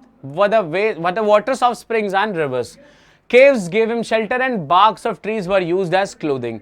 during this stage of man's progress labor problems did not exist because of the absence of any economic, political and social systems। इस टाइम पे लेबर प्रॉब्लम्स नहीं थी क्योंकि इकोनॉमिक इतना अपग्रेडेशन नहीं था, पॉलिटिकल अपग्रेडेशन नहीं था और सोशल सिस्टम्स भी इतने ज्यादा नहीं बने हुए थे। Then came the pastoral stage which was marked by a certain amount of economic activity। the nomadic and migratory nature of man persisted, and together with its goats and cattle, he moved on to fresh pastures and meadows। some conflicts would sometimes take place among herd owners, for during this period the institution of nominal private property ownership was not known। ठीक है, this stage paves the way for agricultural stage, during which the class system began to develop। there was a small artisan class, mostly self-employed, and there were also landed proprietors or zamindars as well as slaves। thus arose the feudal system। during the fourth stage of these developments, the handicraft stage, a number of social and economic changes took place which marked the beginning of the labor problems in the world। the self-sufficient economy of the village underwent a drastic change। the community of traders and merchants emerged। ठीक, अब यहाँ पे ultimately humanity कैसे कैसे grow की है, कैसे कैसे स्टेजेस आई थी। जैसे पहले कोई सिस्टम नहीं हुआ करता था, सिर्फ मार काट के खा जाओ, खत्म बात। उसके बाद में बताई कैसे कैसे लोगों ने शेल्टर लेना शुरू किया, केव्स में शेल्टर लेते थे, ट्री की बार्क्स को पहनते थे, बाकी जो पेरिनियल रिवर्स होती थी वहां के पानी को पी के रहते थे, इस तरीके से ये सब चीजें यूज होती थी। उसके बाद में फिर आगे आगे करके कैसे कैसे जो स्टेजेस आई हैं, जैसे पैस्टोरल स्टेज आई, उसके बाद में फिर यहाँ पे लोगों ने मतलब हंटिंग गैदरिंग की स्टेज थी, उसके बाद में पैस्टोरल स्टेज आई, उसके बाद में कैसे लोग ओनर हो गए जमीन के और फिर कुछ लोग स्लेव्स थे जो वहां पे काम किया करते थे। सो हाउ अल्टीमेटली जो ह्यूमन बींग्स में जो ह्यूमंस में जो एवोल्यूशन हुआ है चीजों का, वो किस तरीके से हुआ है इसके बारे में बात हो रही है, एंड कैसे कैसे हमने एक्सप्लोर किया है चीजों को उसके बारे में ये बता रहा है। सो 104 नंबर क्वेश्चन कह रहा है humanity's evolution from primitive stage to the present has been. Humanity का जो एवोल्यूशन रहा है प्रिमिटिव टाइम से वो अभी तक कैसा रहा है। स्टैटिक एंड स्मूथ, देखो स्टैटिक तो नहीं क्योंकि बहुत जगह चेंज हुआ है तो ए बाहर है। ह्यूज एंड डाइवर्सिफाइड, अभी एक्सटेंसिव वर्ड हमने डाइवर्सिफाइड और ह्यूज के लिए किया था, सो बी ऑप्शन फिलहाल ठीक है। ऑलवेज वायलेंट, अभी देखो वायलेंस की बात हमेशा से नहीं हुई है, बीच में कहीं थोड़ा बहुत झगड़ा लड़ाई हो जाता है। ऑलवेज पीसफुल, नहीं अब ऐसा भी नहीं है, so it would be B, that is the correct choice, क्योंकि बी कह रहा है कि डाइवर्सिफाइड और एक्सटेंसिव थी ये, है ना। तो जिसकी बात हमें स्टार्टिंग में भी मिल रही थी कि जो इनका एवोल्यूशन रहा है वो बहुत ज्यादा क्या रहा है, एक्सटेंसिव रहा है और ह्यूज रहा है। देखिए जरा ध्यान से, फर्स्ट वाले पार्ट में ये बोल रहा था has been extensive and varied. अब एक्सटेंसिव और वेरीड के लिए यहाँ पे यूज जो किए गए वर्ड्स हैं ह्यूज एंड डाइवर्सिफाइड। ठीक है, चलो 105 पे आते हैं। Man's problems were never before as complicated as they seem to be today. Means इसका मतलब क्या है? आदमी की प्रॉब्लम्स उतनी कॉम्प्लिकेटेड कभी नहीं थी जितनी आज हो गई हैं. इसका मतलब क्या है? The present times are the best times of humanity. The present time है वो सबसे बेस्ट टाइम है ह्यूमैनिटी के लिए. अगर बेटा ऐसा होगा तो प्रॉब्लम्स क्या होंगी? कम हो जाएंगी, कॉम्प्लिकेटेड थोड़ी होंगी. तो ए बाहर, बी देखो, the present times are the crucial period of for humanity. नहीं, इसकी बात नहीं हो रही है. The present time poses much more challenge to humans than the previous times. अब ये कंपैरेटिव है फिलहाल, ठीक है. डी देखो, the present time provides much more facilities than previous times. अब अगर फैसिलिटीज की बात हो गई तो कॉम्प्लिकेशंस तो आया नहीं कहीं पे, सो इट वुड बी आउट. क्या बच जाएगा? ऑप्शन नंबर सी बच जाएगा बेटा. चलिए नेक्स्ट क्वेश्चन नंबर 106 पढ़ के देखते हैं. 106 कह रहा है, why does the author say that labor problems did not exist during the hunting and fishing stage? Labour problems hunting और फिशिंग स्टेज में क्यों नहीं थी, ऐसा ऑथर ने क्यों बोल दिया? अब ऑथर ने कह दिया तो क्यों कहा, ये चीज को देखना पड़ेगा. There was no nation existing at that time, there were no economic, political and social systems, there was no capitalism and market, there was no labour law. यार देखो यहाँ पे लेबर प्रॉब्लम्स नहीं हो रही थी, लेबर लॉ की वजह से तो नहीं हो रहा था. There was no nation existing, अब इसकी वजह से भी लेबर का एग्जिस्टेंस नहीं है. There were no economic, political and social system, there was no capitalism and market. देखो कैपिटलिज्म एंड मार्केट का बात तो नहीं है, वो तो होगा ही, लेकिन वहां पे क्या नहीं था, कोई इकोनॉमिक्स, पॉलिटिकल और सोशल सिस्टम्स वहां पे नहीं बने थे. इस वजह से लेबर प्रॉब्लम्स भी नहीं थी. क्लियर है? इसी का जिक्र बेसिकली पैसेज में हुआ है. सो हमें जाना पड़ेगा ऑप्शन नंबर बी के साथ में बेटा. चलिए 107 देखते हैं. The pastoral stage was marked by a certain amount of economic activity. How? Pastoral stage में कई सारी इकोनॉमिक एक्टिविटीज देखने के लिए मिली थी. कैसे? अब कौन सा ऑप्शन इस चीज को सही बता रहा है? Human started migrating and held goat herds, human started owning land, conflict started as human own goats, human started doing agriculture. कौन से वाले की बात कर सकते हैं? चलो देखते हैं. Pastoral stage was marked by certain amount of economic activity. How? कैसे? देखिए यहाँ पे pastoral stage यहाँ पे लिखा है. Then came the pastoral stage which marked by a certain amount of economic activity.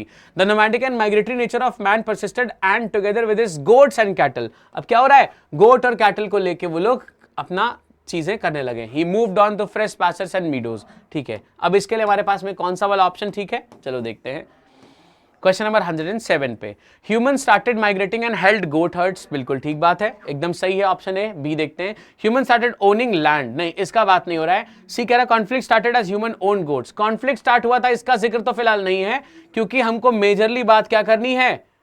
Migrating and held goats के बारे में बात कर रहा है. तो डी वाला भी बाहर हो जाएगा. ह्यूमन स्टार्टेड डूइंग एग्रीकल्चर, ये भी बाहर है. मेजर कॉन्टेक्स्ट क्या है? ह्यूमंस ने गोट और कैटल को पालना या उनको अपने आसपास हर्ड बनाना शुरू कर दिया था. सो ए ऑप्शन के साथ में फिलहाल जाएंगे, क्योंकि पैसेज इसी के फेवर में है. 108 नंबर क्वेश्चन देखते हैं. The word in the passage means surfaced. कौन से वर्ड का पैसेज में मीनिंग सरफेस्ड है? देखो, क्वेंच्ड का मतलब होता है प्यास बुझाना या बुझा देना. क्वेंच द थर्स्ट मतलब होता है प्यास बुझा देना. नोमैडिक का मतलब होता है जो कहीं के भी घुमक्कड़ लोग होते हैं, जो घूम रहे होते हैं, उनको नोमैडिक बोलते हैं. एमर्ज का मतलब होता है निकलना और या कहीं पे भी रहना या निकलना. और फिर हमारे पास में एडिक्वेटली, जिसका मतलब होता है पर्याप्त होना, जिसका मतलब है पर्याप्त होना. तो यहाँ पे सरफेस्ड जो वर्ड है उसका मीनिंग क्या निकल रहा है? चलो देखते हैं. पहले सरफेस्ड वर्ड को हमें ढूंढना पड़ेगा कि कौन सा वाला है. तो देखो यार, सरफेस के लिए देखो दो मीनिंग तो सीधा सीधा बाहर हो गए, क्वेंच और नोमैडिक बाहर हो गए. एडिक्वेटली का मतलब हो गया पर्याप्त. सरफेस का मतलब होता है कोई चीज को मतलब कोई चीज एग्जिस्टेंस में है ना, कोई चीज दिख रही है, रह रही है कहीं पे, सो इसको भी सरफेस बोलते हैं. इमर्जिंग, इसका बहुत हद तक सिमिलर मीनिंग निकल रहा है, बाकी सारे तो बाहर ही हो जा रहे हैं. एडिक्वेटली पर्याप्त हो गया, क्वेंच मतलब बुझाना हो गया, नोमैडिक मतलब घुमक्कड़ लोग हो गया. सो अल्टीमेटली सिर्फ एक ही ऑप्शन बच रहा है जो यहाँ पे मीनिंग हो सकता है, बाकी किसी का दूर दूर तक मीनिंग निकल ही नहीं रहा सरफेस से. So it would be option number B, that is emerged. चलिए 109 के लिए एक और पैसेज पढ़ना पड़ेगा. ठीक है, कोई बात नहीं, सेकेंड चैलेंज और भी बड़ा है ये. चलो कोई बात नहीं, इसको पढ़ते हैं फटाफट, उसके बाद आएंगे क्वेश्चंस पे. Ever since independence, land reforms have been a major instrument of state policy to promote both equity and agriculture investment. ठीक है, यहां पे आजकल बहुत ज्यादा एग्रीकल्चर और इक्विटी पे बात होने लगी है. ठीक है.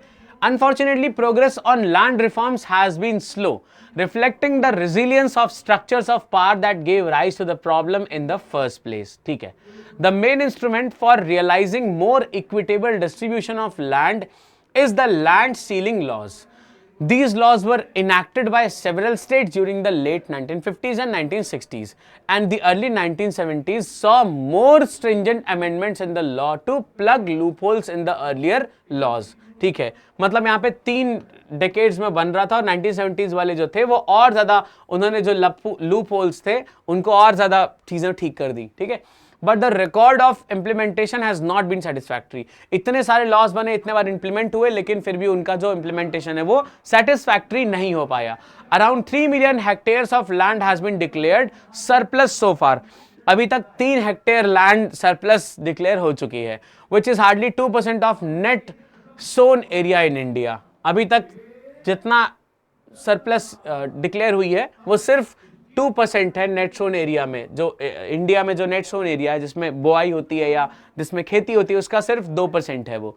About 30% of this land has not yet been distributed as it is caught up in the litigations. अच्छा, बहुत सारे लैंड पे 30% लैंड पे लगभग कुछ वाद विवाद चल रहे हैं, इसलिए वो लैंड क्या है, ऐसे ही पड़ी हुई है. Besides, a number of Bernard and clandestine transactions have resulted in illegal possessions of significant amounts of land above ceiling limits. ये तो चीजें चलती रहती हैं. There are widespread reports of allotment of inferior, unproductive, barren and wasteland to landless households, many of whom have been forced to sell it off in the absence of resources to make it productive. Acha, okay. In many instances, lands allotted to the rural poor under the ceiling laws are not in their possession. In some cases, pattas were issued to the beneficiaries, but possessions of land shown in the pattas were not given to corresponding changes were not made in the records of right. अब यार चीजें allot हो रही हैं लेकिन records में नहीं चढ़ रही हैं तो लोगों तक आ नहीं रही हैं. अब ये सारी ऐसी प्रॉब्लम्स है जो बहुत लार्ज स्केल पे हो रही है, इसलिए इंपैक्ट हो रहा है. अब जैसे 10,000 लोगों को मिला, उसमें से एक को नहीं मिल पाया तो इतना बड़ा इशू नहीं होगा, लेकिन 10,000 में से अगर 6,000 को मिला ही नहीं, अब this would become a good issue, है ना, या मेजर इशू. तो यहीं पे बात हो रही है कि जैसे पट्टेदारी वगैरह होती है उन सबके कॉन्टेक्स्ट में यहाँ पे चीजें लिखी गई हैं कि इस हिसाब से अलॉटमेंट्स दिख रहे हैं लेकिन पेपर में नहीं है, so these are not allotted. Next, the balance of power in rural area is so heavily weight against the landless and the poor. Implementing land ceiling laws is difficult. It is clear that without massive mobilization of the rural poor and depending on democratic governance in rural India, very little can be achieved in this direction. Acha. Okay. So the balance of power in rural India is so heavily weighed against the landless. अब देखो, 2 तरह अगर हम इसको divide कर ले, एक तो जिस तरफ कुछ भी नहीं है और दूसरा जिस तरफ सारी चीजें हैं. तो ऐसा कुछ हो जाएगा कि implementing land ceiling laws is difficult. Land ceiling अगर हम लॉ भी लगाएंगे तो ये बहुत ज्यादा मुश्किल है क्योंकि चीजें इतनी ज्यादा गड़बड़ हो चुकी हैं कि अब लॉज लाने पे बहुत खास इंपैक्ट नहीं पड़ने वाला. It is clear that without massive mobilization of the rural poor and depending on democratic government in rural India, very little can be achieved in this direction. और बिना massive mobilization के ये चीजें possible नहीं हो पाएंगी, लेकिन इतना करना भी easy नहीं है.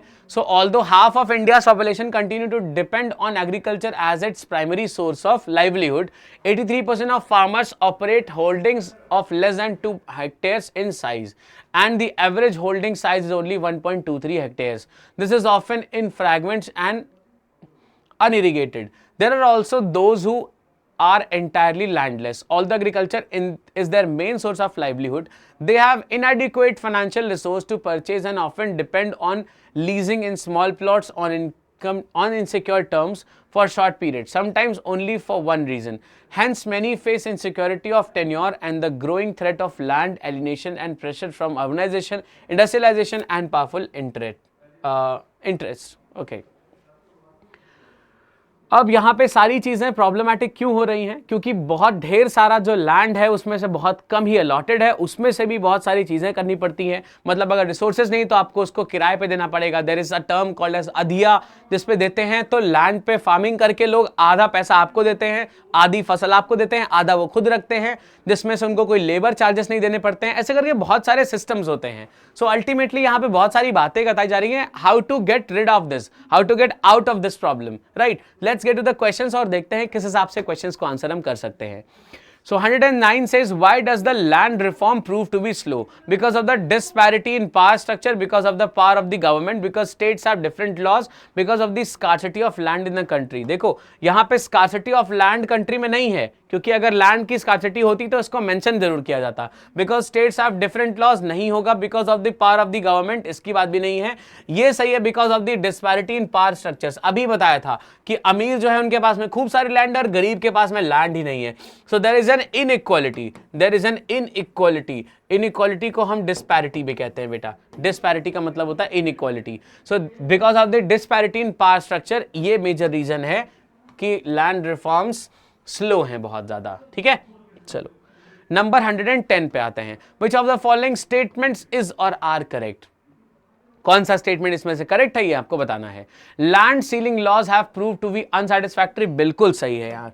लैंड सीलिंग लॉज अभी तक सेटिस्फैक्टरी नहीं हुए हैं, ये हमेशा से अनसैटिस्फैक्टरी रहे हैं, क्योंकि इनके इंप्लीमेंटेशन के लिए बहुत सारा सोर्स चाहिए, बहुत सारे रिसोर्सेज चाहिए, और फिर भी हो सकता है ये प्रूव ना हो पाए सेटिस्फैक्टरी. तो 1 तो सही है. 2 देखो, the democratic structure of the government can not provide solution to the problems of land reforms. The democratic structure of the government can not provide solution to the problems of land reforms. ऐसा नहीं है, मास mobilisation बताए थे इन्होंने, अगर आप ऐसा करा देते हो तो पॉसिबल है. मतलब 2 वाला एग्जैक्टली सही नहीं हो सकता. 3rd देखो, the owners of land have abundant natural resources. बिल्कुल नहीं, इनके पास में अबंडेंट नहीं है, क्योंकि तभी तो इनको अपना लैंड किराए पे देना पड़ रहा है, कुछ पार्ट ऑफ लैंड बेचना पड़ रहा था. So this is not correct. 4 देखो, identified land for distribution has not been distributed due to court cases against it. Definitely यही बात तो कह रहा है कि बहुत सारी चीजें हमने लैंड डिस्ट्रीब्यूशन के केस में थी लेकिन डिस्ट्रीब्यूट नहीं करी, क्योंकि कोर्ट केसेस लगे हुए हैं इस चीज में. इसीलिए आदमी परेशान है कि भाई हमें जितना अलॉटमेंट होना था पेपर में तो हो गया, लेकिन असली में मिला नहीं, क्योंकि इस पे कोर्ट केसेस है. तो ये सारी प्रॉब्लम्स तभी आ रही हैं. सो 1 और 4 जा रहा है हमारा एकदम ठीक. So we have A option that is correct. B, C और D को बाहर करेंगे. A option के साथ जाना पड़ेगा. चलिए 110th के बाद let's get to 111th वाला क्वेश्चन. ओके, हमारे पास में 4 क्वेश्चन है, फिर एक लास्ट पैसेज आएगा आई गेस. हाँ ठीक है, चलिए 111th नंबर क्वेश्चन पे आते हैं. One of the reasons of selling of the lands by the allottees is that the lands were. अब यहां पे बोल रहा है कि एक रीजन क्या है अपने जो लैंड अलॉट हुए उनको बेचने का बाय दी अलॉटीज. इनको जो ये अपना लैंड बेच दे रहे हैं, इसके पीछे एक रीजन है. वो क्या रीजन है देखिए. Unproductive and barren, salty not getting water. देखो बी तो नहीं बोला गया है कहीं पे. डी कह रहा है विद द पावरफुल पीपल. बिल्कुल नहीं, रीजन ही नहीं बता रहा. Fertile but uncultivable. नहीं, it would be unproductive and barren. ये वाला लैंड यहाँ पे मेजरली मेंशन किया गया है. सो ए ऑप्शन के साथ में जाएंगे. क्वेश्चन 112 देखो. Which word a group of words in the passage means law suit. Law suit का मतलब क्या होता है देखो, अमेंडमेंट्स है, लिटिगेशंस है, फ्रैगमेंट्स और इलीगल पोजीशंस है. इसका मतलब होता है लिटिगेशंस बेटा. जो भी लिटिगेशंस लगाए जाते हैं उसको क्या बोलते हैं, लॉ सूट्स. तो इसका आंसर हो जाएगा ऑप्शन नंबर बी. 113 है. According to the author what is the primary source of livelihood of majority of India's population. क्या चीज है, फॉरेस्ट, नन, इंडस्ट्री, क्या है, एग्रीकल्चर. ठीक है, अबाउट क्या 83% या 50% दिखा रहा था. इसके लिए क्या है, एग्रीकल्चर ही है. चलो आगे बढ़ते हैं. फिर भी देखो इतना सारा प्रॉब्लम है, जब इतना मेजर लैंड मास के लिए या इतना मेजर पॉपुलेशन के लिए, इतना बड़े जनता के लिए ये एग्रीकल्चर है इसका सोर्स, तब भी इतनी सारी प्रॉब्लम्स हैं इसमें.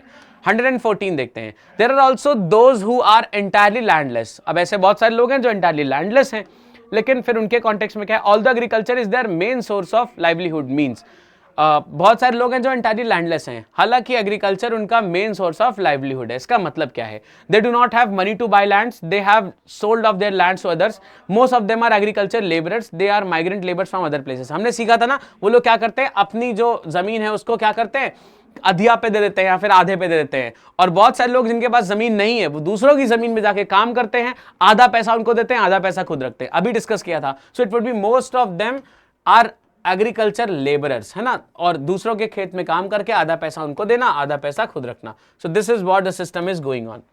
ठीक है, सो 114 के बाद में let's get to question number 115, जिसके लिए हमको एक लास्ट पैसेज को पढ़ना पड़ेगा. चलिए पैसेज नंबर 3 देखते हैं. Despite downsizings, workers' overall job satisfactions actually improved between 1988 and 1994. देखो नंबर कम हो गए हों भले ही, लेकिन इनका जो सेटिस्फैक्शन है, जॉब सेटिस्फैक्शन है, वो इंप्रूव हुआ है अगर हम देखें 1988 और 1994 के बीच में तब.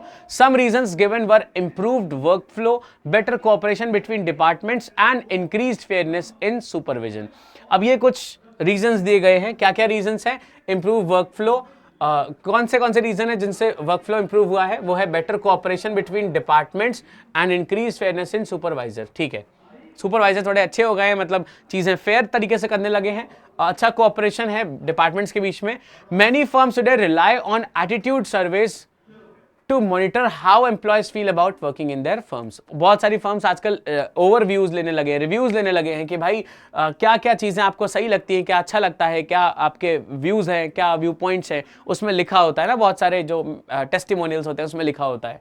तो इस हिसाब से वो लोग क्या करते हैं, गेज करते हैं कि जो हमारे यहाँ काम कर रहे हैं जो वर्कर्स हैं उनको और क्या क्या चीज़ें हम अच्छी प्रोवाइड कर सकते हैं. The use of employee attitude survey had grown since 1944. और ये कब से ग्रो हुआ है? employee attitude सर्विस जो है 1944 से. When the National Industrial Conference Board had difficulty finding 50 companies that had conducted opinion surveys, है ना. अब जब नेशनल इंडस्ट्रियल कॉन्फ्रेंस बोर्ड को प्रॉब्लम हो रही थी उन 50 कंपनियों को फाइंड आउट करने में जिन्होंने ओपिनियन सर्वेस को सर्वे कराया हो, इससे उन्होंने बोला कि बहुत सारी कंपनीज इसको कर लो. 1944 से ये स्टार्ट हो गया और बहुत सारी कंपनीज अब इसको कराने लगी. ठीक है, today most companies are aware of the need of for employees anonymity. The impact of both the design of the questions and their sequence, the importance of effective communication, including knowing the purpose of the survey before it is taken and getting feedback to the employees after it is completed.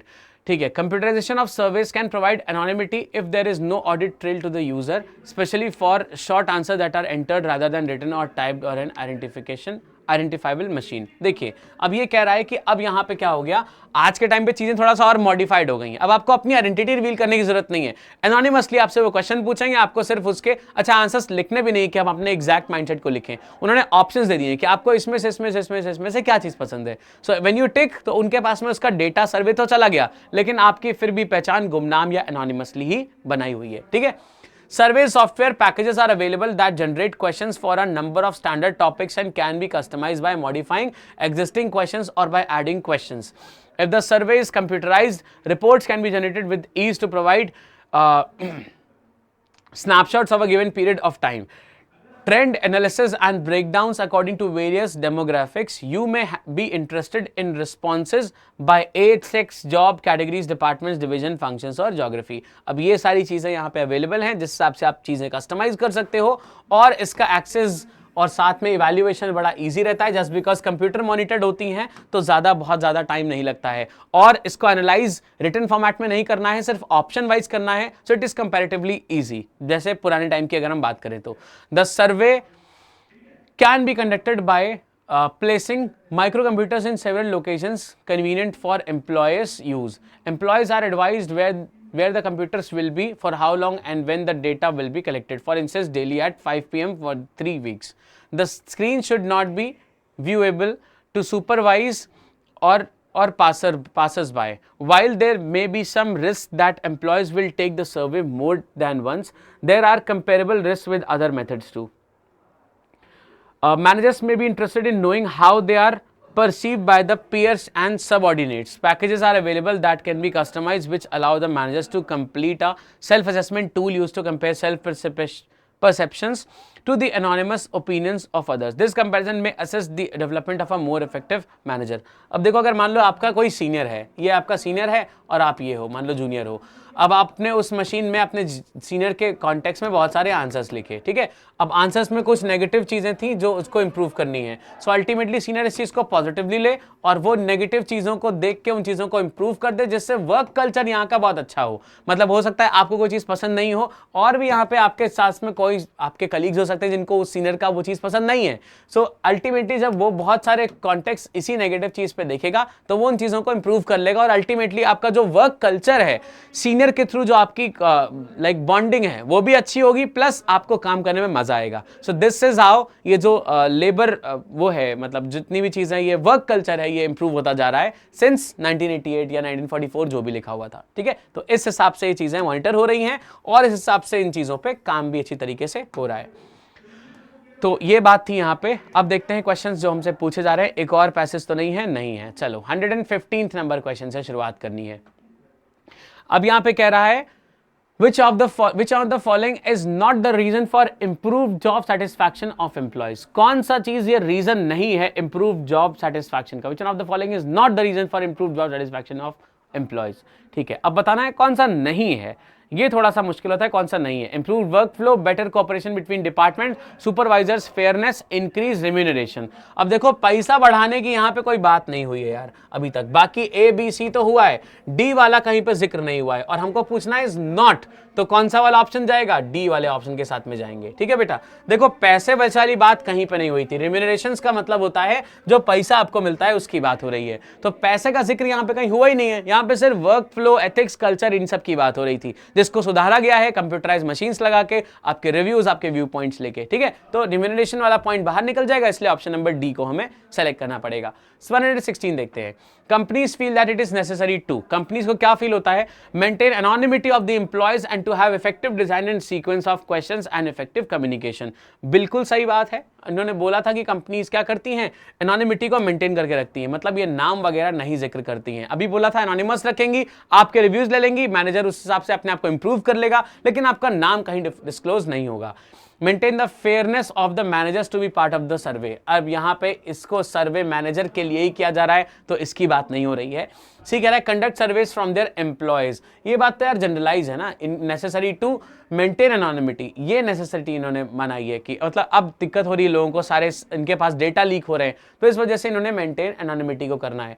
Maintain anonymity of the employees and not have effective design and sequence of questions and effective communication. यहां तक तो ठीक है. And not to have effective design and sequence of questions, ये तो गड़बड़ है ना यार. इनको एक्चुअली में अल्टीमेटली कोई इफेक्टिव डिजाइन और सीक्वेंस ऑफ क्वेश्चन चाहिए था, तो यहां पे इसने नॉट बोलते ही बाहर हो गया खुद. तो ऑप्शन नंबर ए जाएगा 116 का correct choice. 117th number question को देखते हैं क्या चैलेंज लेके आ रहा है. देखिए ध्यान से. 117 बोल रहा है one major benefit of using survey software package is. एक मेजर बेनिफिट क्या है यूजिंग सर्वे सॉफ्टवेयर? उसका मेजर बेनिफिट बताइए.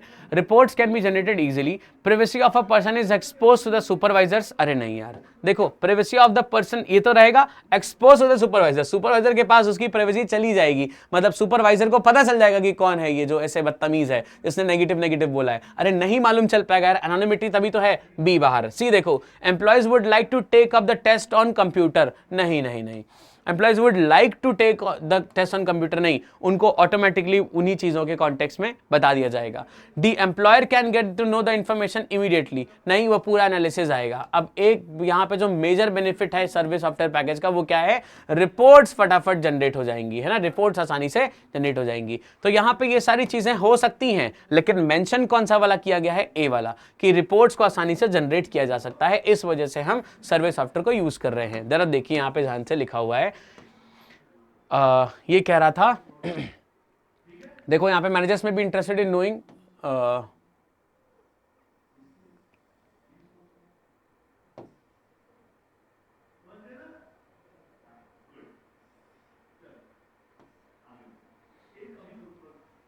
packages are available that we can customize, which allow the manager to complete a self-assessment tool used to compare self-perception to the anonymous opinions of others. This comparison may assist in development of a more effective manager. अब यहाँ पे कह रहा था कहीं पे कि इसको आप बहुत आसानी से क्या कर सकते हो, इसको आसानी से नंबर ऑफ स्टैंडर्ड टॉपिक्स और कस्टमाइज कर सकते हो, मॉडिफाई कर सकते हो एग्जिस्टिंग क्वेश्चंस को बाय एडिंग क्वेश्चंस, और आसानी से इस चीज़ को आप डेटा भी आसानी से कलेक्ट हो जाता है. देखो, and when the data will be collected the screens would be viewable. तो आप आसानी से इस चीज़ को मैनेज कर सकते हो और आराम से इस चीज़ को मैनेज भी कर सकते हो. So reports can be generated easily, एकदम इजीली यहाँ पे रिपोर्ट जनरेट हो जाएंगी. So we would prefer this option number A rather than going on B, C और D options. Let's get to question number 118. तीसरा थर्ड लास्ट क्वेश्चन पे चलते हैं. 180 देखो. Which word in the passage means tendency. अब यहाँ पे passage में किस वर्ड का मतलब टेंडेंसी है?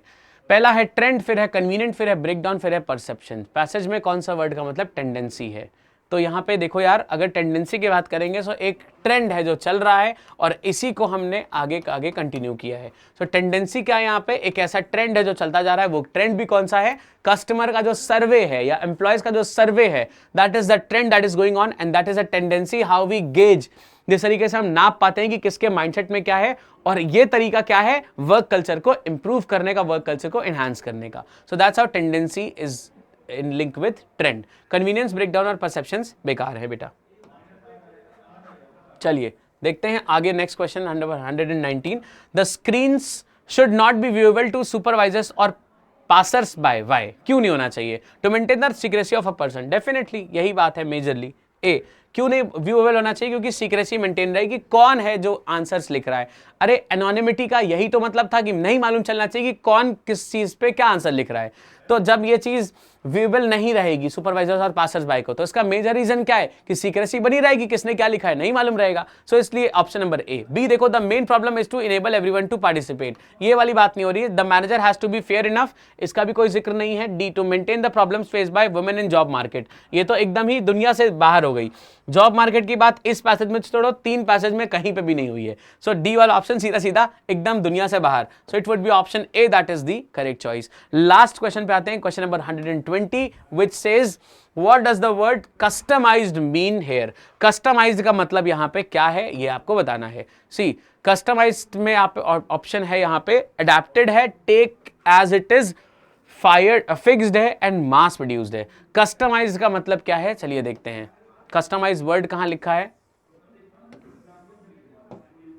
हाँ ये देखो यहां लिखा है customized। चलो देखते हैं। Packages are available that can be customized which allow the manager to complete a self assessment tools. ठीक है, managers may be interested in knowing how they are perceived by their peers and subordinates. Packages are available that can be customized which allow the manager to complete self assessment tool.